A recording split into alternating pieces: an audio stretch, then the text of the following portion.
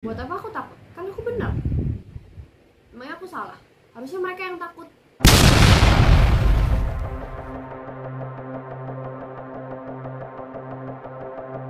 Teman-teman aku sih setelah tahu kan muncul kan ya kan, soalnya kan ada di mana-mana kayak di TikTok, YouTube gitu, ada di Google. Ya mereka ngedukung sih. Ya kayak saya ngedukung kamu 100% gitu. Karena kan emang kalau dari dilihat kasusnya kan emang kalau misalnya orang melihat kasusnya pasti udah tahu itu kasusnya konyol banget, nggak sesuai sama acara hukumnya gitu. Soalnya ya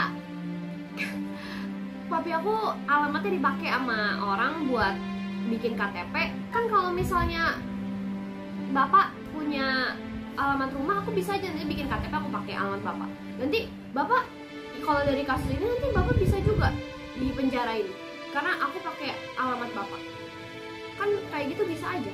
Terus masa pelaku utama, ya udah tau lah ya, pelaku utamanya 2,5 tahun, papa aku 4 tahun 6 bulan. Sebelumnya juga udah pernah 9 bulan jalanin, udah divonis, udah bebas, tapi dijalanin lagi sekarang. Kan gak sesuai sama acara hukumnya. 9 bulan jalanin, udah divonis, udah bebas, tapi dijalanin lagi sekarang. Kan gak sesuai sama acara hukumnya. Jadi waktu dulu papa aku punya klien, dia ngurus perceraiannya. Terus klien itu pakai alamat kantor papaku, yang sebenarnya alamat kantor kan kalau misalnya jadi klien pasti udah tahu dong. Terus itu ada di surat kuasa, di kartu nama kan itu udah ada. Dia pakai alamat kantor papaku tuh buat buat di KTP ngajuin klaim ke asuransi. Terus dibilang kan itu palsu. Nah karena waktu itu kliennya waktu itu dibuktiin bersalah, terus divonis 2,5 tahun. Papa aku juga dibilang ikut bersalah, padahal papa aku di persidangan nggak ada satu bukti. Kan kalau misalnya dibilang KTP palsu kan harus ada fotokopi, harus ada yang aslinya kan, yang palsu sama yang asli. Tapi ini nggak ada bukti sama sekali, nggak ada keterangan saksi juga. Dia waktu itu apa kan si kliennya kan bilang kalau misalnya dia udah minta izin gitu kan.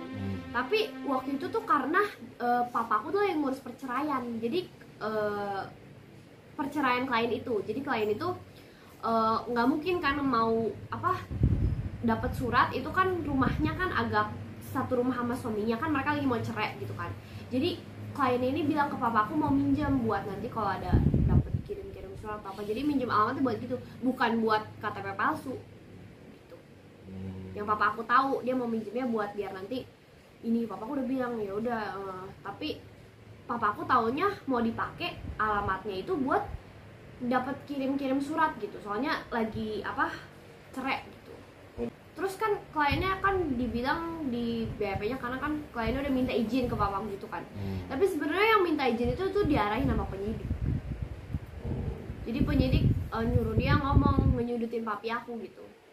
Udah ada di suratnya itu, dia ada nulis di BAP-nya, dia menarik kembali BAP-nya. Itu pun masih bisa ya untuk dipersoalkan dengan Pak Alvin Lim ya, kan sudah terbukti kan itu. Apa yang udah terbukti? Udah terbukti kan bahwa itu disuruh oleh penyelidik dan semuanya.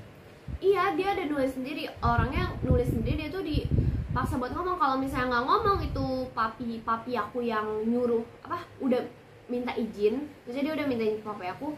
Kalau dia nggak nyudutin papi aku, dia sampai diancem nggak bisa ketemu anaknya lagi gitu. Udah di iniin pistol kliennya. Ada di surat itunya. Surat apa sih? Dia ada narik BAP itu, narik BAP di suratnya. Jadi kalau ada Surat gunain pistol siapa? Iya, yang gunain pistol siapa ke itu? Penyelidiknya atau gimana? Iya pokoknya dia diancem gitu lah, kayak kalau misalnya itu saat BAP diancamnya. Iya, pas di BAP diarahin, terus udah sakit kan kayaknya waktu itu sakit urat gitu, terus gak diperhatiin lah kondisinya, padahal udah kesakitan, terus diancem nanti nggak bisa ketemu anak lagi, pokoknya harus ngomong nama papi aku gitu.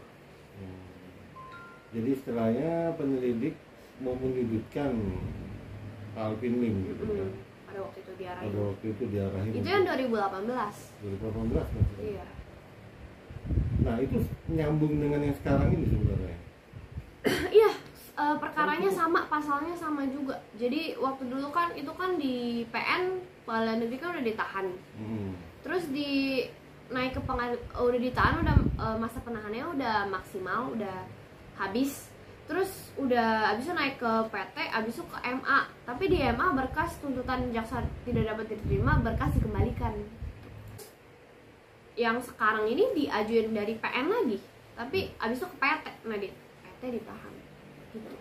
Kan 2 putaran, itu kan harusnya nggak boleh. Nggak boleh ya. Kalau dari MA kan harusnya PK. Langkah apa itu selanjutnya Adik lakukan untuk membebaskan ayah? Ya kami tim lawyer udah ngajuin kasasi sih. Biasanya kasasi sama penangguhan penahanan. Tapi ngajuin kasasi udah kan dari PN kan ngajuin buat ke nanti dilimpah ke Mahkamah Agung. Tapi udah 3 minggu sampai sekarang PN nggak ngelimpah berkasnya ke Mahkamah Agung. Padahal kan itu hak kita buat berkasnya dilimpahin. Normalnya berapa lama untuk naik ke Mahkamah Agung dari PN? Ya harusnya sih kan segera, lewat 14 hari. Ini udah lewat 14 hari sih. Menurut Kate sendiri berarti ada sebuah motif ya, tujuan di belakang itu semua dong? Lah ya iya, emang untuk menyingkirkan papaku. Kan emang udah pernah diancam juga papi aku. Bentuk ancamannya seperti apa? Ya dibilang kayak kamu kalau terlalu vokal kayak gini, nanti kasus kamu yang lalu bisa saya buka. Papa aku kan pernah, papa aku kan nanganin kasus Indosuria kan, yang kasus bodong. Nah itu kan papi aku kan yang ngebongkar apa tuh namanya P19 mati. Iya tahu kan yang kayak harus iniin penyidik seluruh apa yang harus nyidik semua korban di Indonesia. Sama dia juga ada bongkar aset yang hilang, yang disita polisi, tapi di surat dakwaan nggak ada. Dia bilang kalau kamu bongkar itu nanti kasus kamu yang lalu bisa saya buka lagi. Terus tapi papi aku tetap bongkar, ya makanya resikonya ya sekarang masuk gitu. Pernah juga Adik ini menyuarakan tentang 3 KTP Pak Burhanuddin. Apakah ada telepon gelap atau suara-suara yang menyuruh Adik untuk diam atau mengancam? Enggak, justru kumis tebalnya diem doang. Berarti itu benar-benar berarti ya? Iya diem doang dia, nggak ada ngomong apa-apa. Kumisnya tebal tapi nyalinya tipis. Kayak dia udah diduga, ada buktinya juga kalau dia diduga ada KTP ganda, tapi nggak berani dijalanin berkasnya. Udah dilaporkan nggak? Udah papaku udah aduin ke Jamwas, tapi nggak ditindaklanjutin. Alasannya ada nggak, terungkap nggak alasan nggak ditindaklanjutinnya apa? Ya yang nggak ada apa ya, kan aku kan juga udah pernah ngenyuarain kan di demo kan kita kan waktu itu pernah demoin yang diduga KTP palsu Jaksa Agung Burhanuddin kan, tapi nggak ada respon dari kita. Waktu itu juga demo tapi nggak dibolehin masuk. Jadi kan biasa kalau habis demo kan diajak ke dalam buat ngomong kan, nggak ada, kita mau masuk nggak dibolehin. Ini emang mereka takut apa gimana? Ya mereka sengaja menutupin itu ya, nggak mau dibongkar lah. Iya, itu ya. Iya nggak ada. Nah terus dengan papi kamu sekarang bersuara begitu kan akhirnya kan ditahan juga nih. Iya. Nah kamu sendiri nggak takut akan risiko seperti itu nanti? Buat apa aku takut? Kan aku benar. Emangnya aku salah? Harusnya mereka yang takut. Loh, kan tapi papi kamu kan benar juga. Iya makanya papi aku juga nggak takut. Apa ya dia tahu resikonya bakal bisa begini gitu loh. Tapi dia tetap mau ngebela, mau menegakkan keadilan. Kan justru apa ya, daripada orang-orang yang kayak kalau bilang mereka berani ini buat negara tapi takut buat nerima resikonya. Kalau papi aku kan dia berani nerima resikonya sekarang, makanya dia di penjara gitu.